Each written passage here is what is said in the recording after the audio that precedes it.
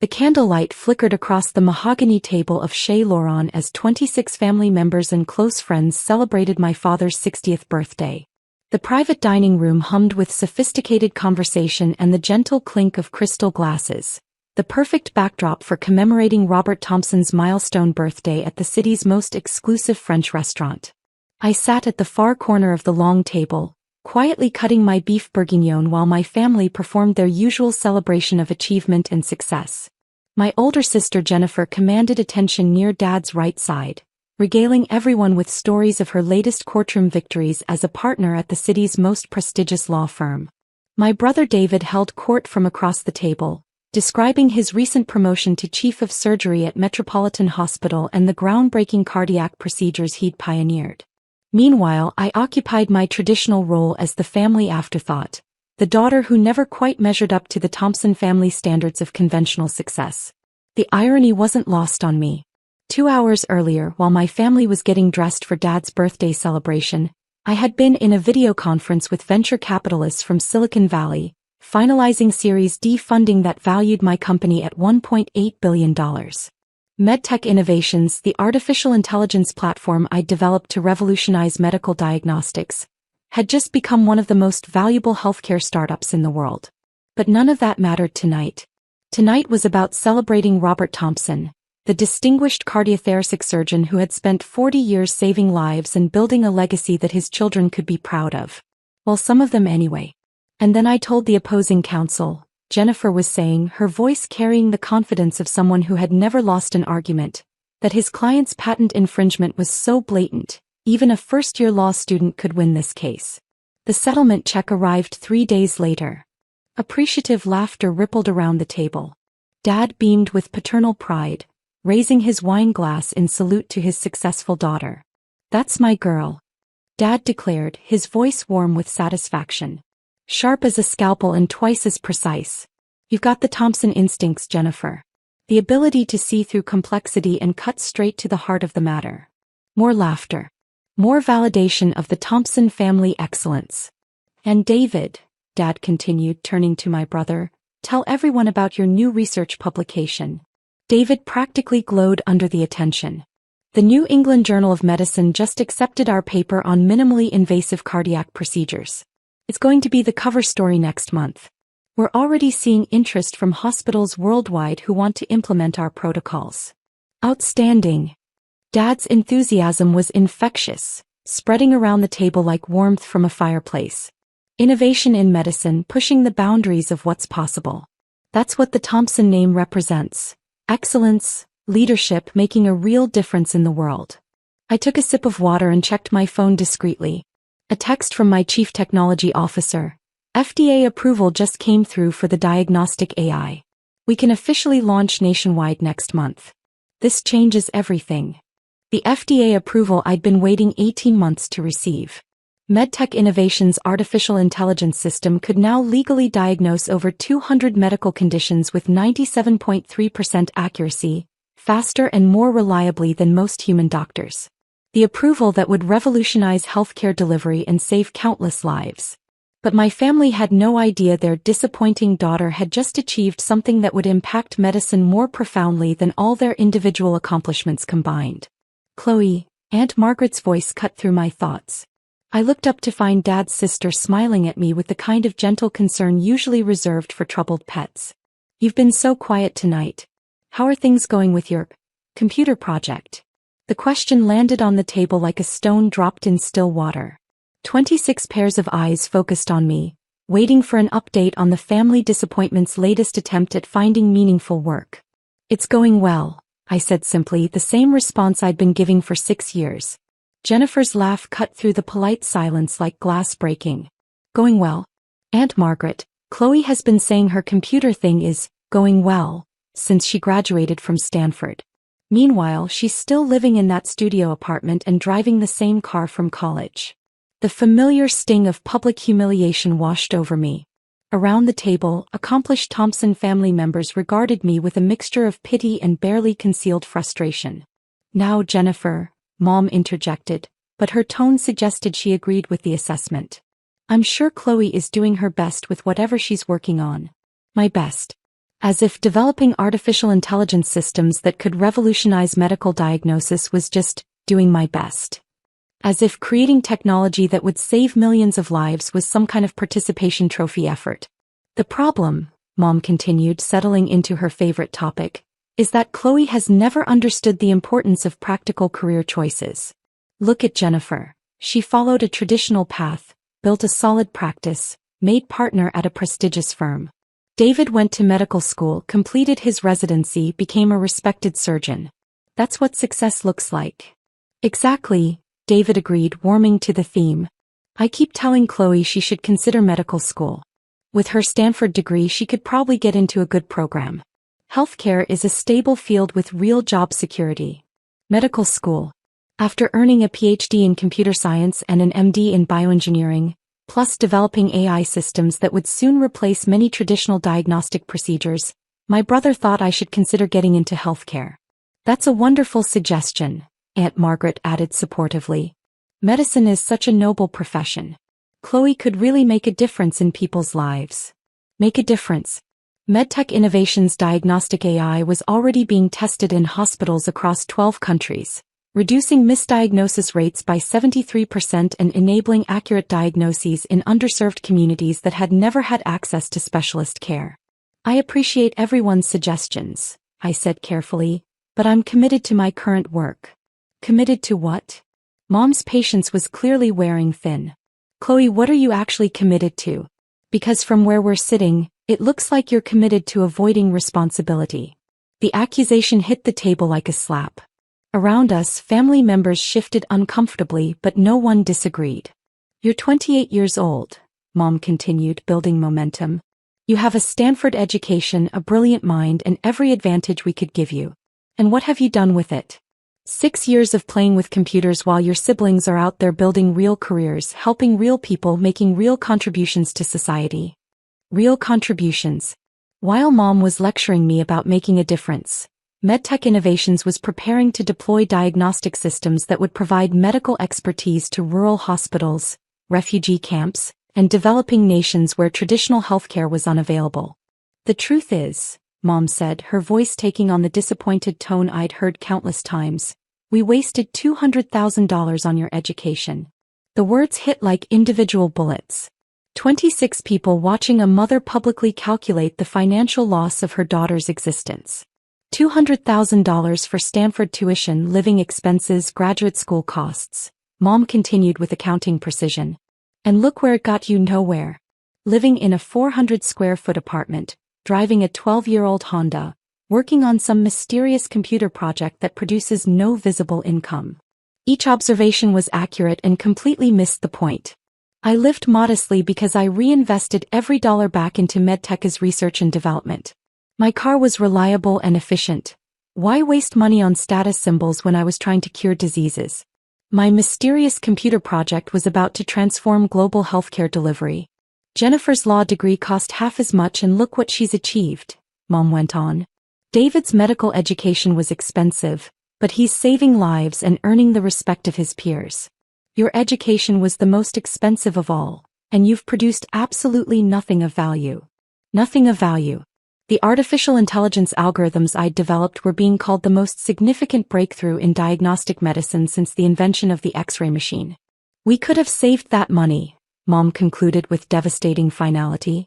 We could have invested it, donated it to charity, used it for something that would have actually made a difference in the world. The silence that followed was absolute. 26 people watching a mother publicly disown her daughter's life choices at a milestone birthday celebration. That's when my phone rang. The distinctive tone of my business line cut through the crystal-clear silence like a knife. Every head turned toward me as I glanced at the caller ID, recognizing the number but not expecting the call during a family dinner. I should take this, I said quietly, reaching for my phone. Chloe, Mom's voice carried clear irritation, it's your father's birthday dinner. Whatever business call you think you need to take can wait. It's probably important, I said, already answering. Hello. Miss Thompson. The voice was professional, authoritative, immediately recognizable from countless business podcasts and financial news programs. This is Catherine Walsh from Forbes magazine. My heart stopped. Catherine Walsh was the senior editor who handled Forbes' coverage of breakthrough technology companies and innovative entrepreneurs. She was calling about medtech innovations. "Hello, Ms. Walsh," I said, acutely aware that 26 people were listening to every word. "I apologize for calling during evening hours, but we're working on a time-sensitive story about revolutionary healthcare technology, and I wanted to speak with you personally about your company." Time-sensitive story. That usually meant they were preparing a major feature or breaking news coverage. "Of course," I said, my mind racing. "How can I help you?" "We'd like to interview you about medtech innovations for our upcoming issue on companies that are reshaping American healthcare. Your AI diagnostic platform has caught the attention of our editorial board, and we understand that you've just received FDA approval for nationwide deployment." The FDA approval had only been announced 3 hours ago. Forbes worked fast when they were tracking major business developments. "That's correct," I confirmed, still trying to process that this conversation was happening during Dad's birthday dinner. "Excellent. We're also told that medtech innovations has been valued at approximately $1.8 billion following your recent Series D funding round. Is that accurate?" $1.8 billion. The number seemed to echo in the silent dining room. I glanced around the table at 26 faces frozen in various states of confusion and disbelief. Mom's wine glass was suspended halfway to her lips. Jennifer's mouth had fallen open. David was squinting like he was trying to solve a complex equation. "Miss Thompson." Catherine Walsh's voice came through clearly in the silence. "Are you there? I made a decision that would change everything. Yes, I'm here. And yes, that valuation is accurate." I touched the speaker button on my phone. "Actually, could you hold on speakerphone? I'm with family right now and I think they'd be interested in this conversation." "Of course. Ms. Thompson, for our readers who may not be familiar with medtech innovations, could you explain what your company does?" Her voice now filled the private dining room, professional and clear, addressing an audience of stunned family members who were trying to process what they were hearing. "MedTech Innovations develops artificial intelligence systems for medical diagnosis," I explained, my voice steady despite the earthquake happening in my chest. "Our AI can accurately diagnose over 200 medical conditions based on symptoms, patient history, and basic test results. And this technology has just received FDA approval for nationwide deployment?" "That's correct. As of this afternoon, MedTech Innovations is officially approved to provide AI-assisted diagnosis in hospitals, clinics, and healthcare facilities throughout the United States." "That's remarkable. Can you give us a sense of the impact this technology will have on healthcare delivery?" I looked directly at Mom, who was still holding her wine glass in midair, her earlier confidence completely evaporated. "Our AI system can provide specialist-level diagnostic accuracy in locations where specialist care isn't available," I explained. "Rural hospitals, emergency rooms, developing countries, refugee camps, anywhere that needs medical expertise but doesn't have access to specialists." "And the accuracy rates?"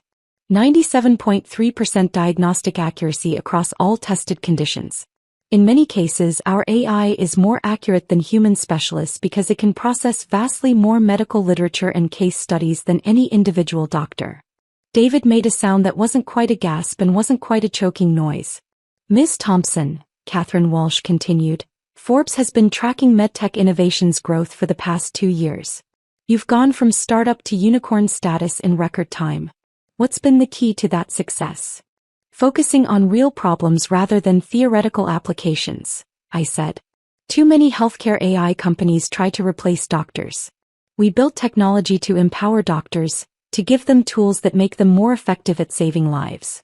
And you've accomplished this while maintaining a relatively low public profile. Most tech entrepreneurs at your level are household names. I've been focused on building the technology rather than building my personal brand. The goal was always to create something that would help people, not to become famous. Well, that's about to change. Forbes is preparing a cover story about medtech innovations for our upcoming issue on healthcare innovation. The headline is, "The 28-Year-Old Who's Revolutionizing Medicine." Cover story. Forbes cover story. I could see family members around the table trying to process this information. We're also including medtech innovations in our annual list of companies to watch, and we'll be profiling you in our 30 Under 30 Healthcare Leaders feature. 30 under 30. One of the most prestigious recognition lists in business and technology. That's very flattering, I managed. Ms. Thompson, one final question for our readers. What's next for MedTech innovations?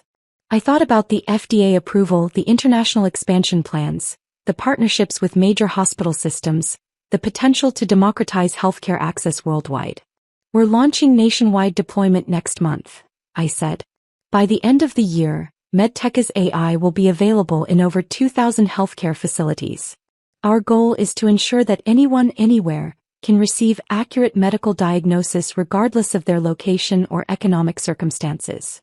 That's an ambitious vision. And with your recent $1.8 billion valuation, you clearly have the resources to achieve it. We have the resources and the responsibility. When you build technology that can save lives, you have an obligation to make it as widely available as possible. Ms. Thompson, thank you for your time.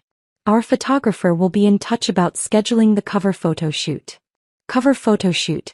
For Forbes magazine. Thank you, Ms. Walsh.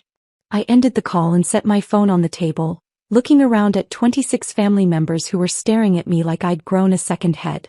The silence stretched on until it became almost unbearable. Finally, Mom found her voice. Chloe.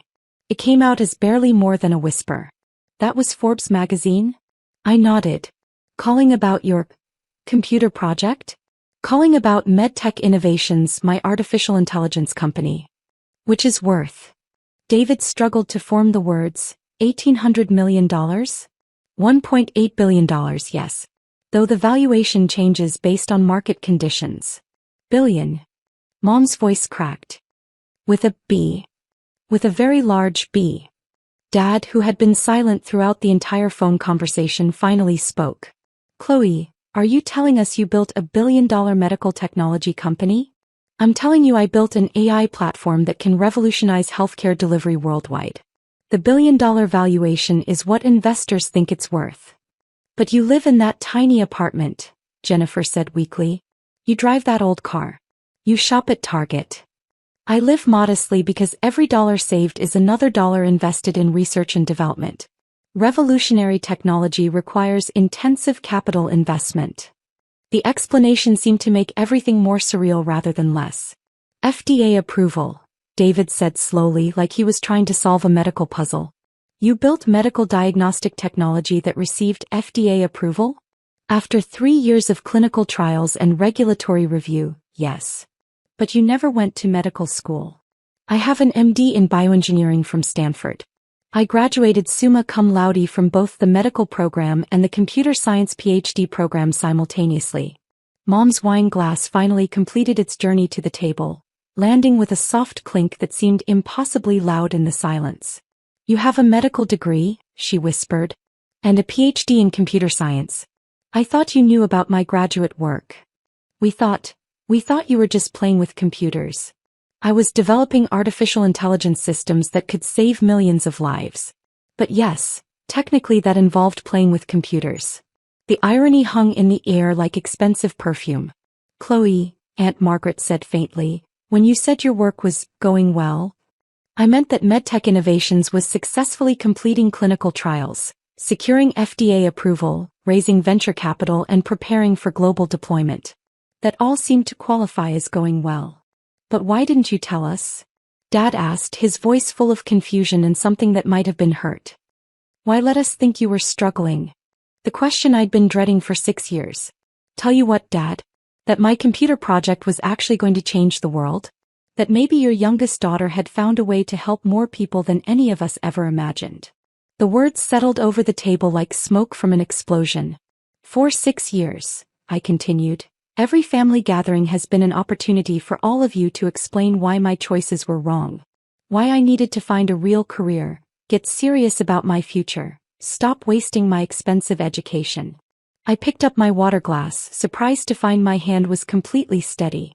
Tonight, Mom calculated that you wasted $200,000 on my Stanford education because I've produced nothing of value.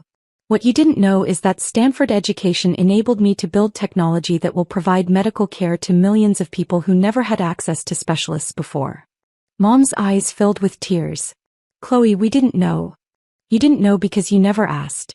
You assumed I was failing and built every conversation around that assumption. But if we had known you were building something so important, would it have mattered? Would you have been proud of a daughter who was revolutionizing healthcare? Or would you have still preferred that I followed Jennifer and David's more traditional paths? The question hung unanswered in the air. Mom, I said gently, you said tonight that you wasted money on my education because I produced nothing of value. Tomorrow Forbes magazine is going to publish a cover story about how that education enabled me to build technology that could save more lives than David will in his entire surgical career.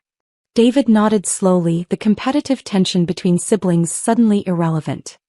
Chloe, what you've built, it's incredible. Diagnostic AI that accurate could revolutionize emergency medicine, rural healthcare, developing world medical access. That's the plan, I agreed. And you did this alone? Built the entire company yourself. I have a team of 200 engineers, doctors and researchers now. But yes, I started it alone in my apartment 6 years ago. Jennifer found her voice. Chloe, I'm sorry. We've been so wrong about everything. You weren't wrong about everything, I said. You were right that education matters, that hard work pays off, that the Thompson family values excellence in making a difference in the world. You just didn't recognize those values when they took a different form than you expected. I stood up slowly, placing my napkin beside my barely touched dinner. Dad, I said, walking around the table to where he sat, still processing everything he'd learned, happy 60th birthday. I hope this year brings you a better understanding of what your children are capable of achieving. I leaned down and kissed his forehead, then straightened up and looked around the table at 26 family members who were seeing me clearly for the first time in 6 years. Mom, the $200,000 you spent on my education just enabled me to build a company that will provide healthcare to people who never had access before. I'd say that was money well spent. As I walked toward the door, I could hear voices rising behind me. Jennifer asking about the Forbes article, David wanting to know about the AI algorithms, Mom calling my name with a voice full of regret and wonder. But I didn't turn around. I walked through Shea Lawrence's elegant dining room, past tables of successful people who had no idea they were watching a billionaire leave her father's birthday party. The maitre d' nodded respectfully as I passed. He'd probably read the advance copy of Forbes that had been leaked to industry insiders. I got in my reliable 12-year-old Honda and drove home to my modest apartment, where I would spend the rest of the evening reviewing Medtecha's deployment timeline and preparing for tomorrow's media interviews. Because that's what Chloe Thompson, the family disappointment, did with her Saturday nights. My phone was already lighting up with notifications, congratulatory messages from business partners, interview requests from major media outlets, investment proposals from venture capital firms who had just learned about Medtecha's true potential. Tomorrow would bring the Forbes cover story, followed by features in TechCrunch, Wired, and The Wall Street Journal. The mysterious healthcare AI company would finally have a face. And that face would belong to the Thompson daughter who had supposedly wasted her expensive education. But tonight, for the first time in 6 years, I was free to be exactly who I was. Chloe Thompson, successful entrepreneur, medical innovator, and former family failure who had just proven that sometimes the most valuable investments are the ones that take longest to pay dividends. And I was completely at peace with that.